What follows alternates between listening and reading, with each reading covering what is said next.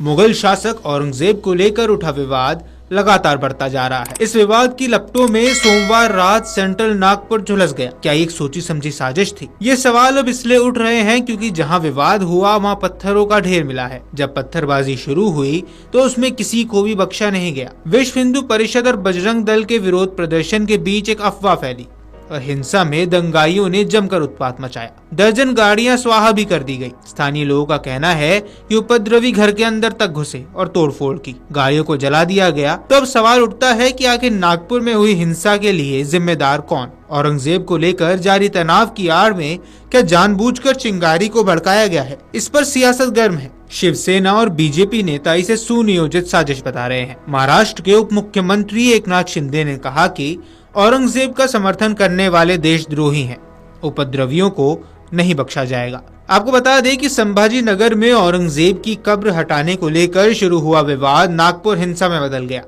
नागपुर में कई घरों और गाड़ियों को आग लगा दी गई। एक क्लिनिक में जमकर तोड़फोड़ हुई। यहाँ समझने वाली बात यह है कि एक अफवाह की बात शुरू हुआ। दरअसल एक अफवाह फैली कि मुगल बादशाह औरंगजेब की कब्र हटाने के लिए हो रहे प्रदर्शन में दक्षिणपंथी समूह ने एक धार्मिक किताब जलाई। हालांकि ऐसा कुछ हुआ नहीं था। जिसके बाद उपद्रवियों की भीड़ ने बवाल मचाना शुरू कर दिया। जिसके बाद एक समूह की भीड़ जुट गई और हिंसा पर उतर आई। पुलिस ने उपद्रवियों को काबू करने का प्रयास किया तो इस दौरान पुलिस पर ही पथराव कर दिए गए। पुलिस पर हमले में आम नागरिक और 3 पुलिसकर्मी घायल हुए। पुराने भंडारा रोड के पास हंसपुरी इलाके में रात 10:30 से 11:30 के बीच एक और झड़प हुई। अनियंत्रित भीड़ ने इस इलाके में कई वाहनों को जला दिया। इलाकों के घरों और क्लिनिकों में तोड़फोड़ की गई। वहीं आपको बता दें कि महाराष्ट्र के मुख्यमंत्री देवेंद्र फडणवीस ने नागपुर में हुई हिंसा की निंदा की है। उन्होंने कहा कि ये हिंसा और दंगे पूर्व नियोजित लगते हैं। किसी को भी कानून व्यवस्था बिगाड़ने की इजाजत नहीं है। महाराष्ट्र में शांति बनाई रखनी चाहिए। सीएम ने बताया कि हिंसा में 33 पुलिसकर्मी घायल हुए,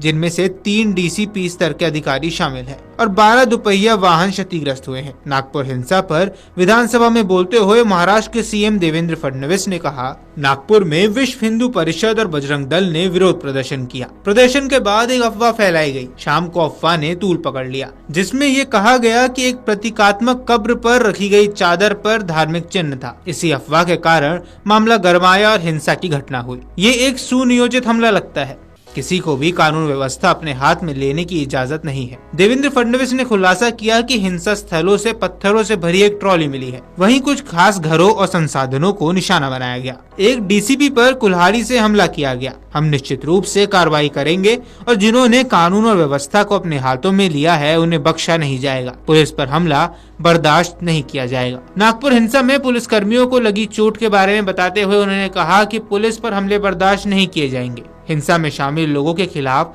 सख्त कार्रवाई की जाएगी। उन्होंने बताया कि 3 पुलिस उपायुक्त डीसीपी घायल हुए हैं। एक डीसीपी पर कुल्हाड़ी से हमला किया गया। फडणवीस ने आगे कहा, कुल 33 पुलिसकर्मी घायल हुए हैं, जिनमें 3 डीसीपी शामिल है। 5 घायल नागरिकों में से 3 को छुट्टी दे दी गई है और एक अभी भी आईसीयू में है। उन्होंने बताया कि नागपुर के 11 पुलिस स्टेशनों में निषेधाज्ञा लागू कर दी गई है। मामले में 5 अलग अलग एफआईआर दर्ज की गई हैं। वहीं इसी बीच महाराष्ट्र में सत्तारूढ़ महायुति और विपक्ष मंगलवार सुबह विधानसभा परिसर में आमने सामने आ गए। दोनों पक्षों के विधायकों को एक दूसरे के खिलाफ नारे लगाते हुए देखा गया। शिवसेना नेताओं ने औरंगजेब के मकबरे को हटाने की मांग करते हुए विरोध प्रदर्शन किया।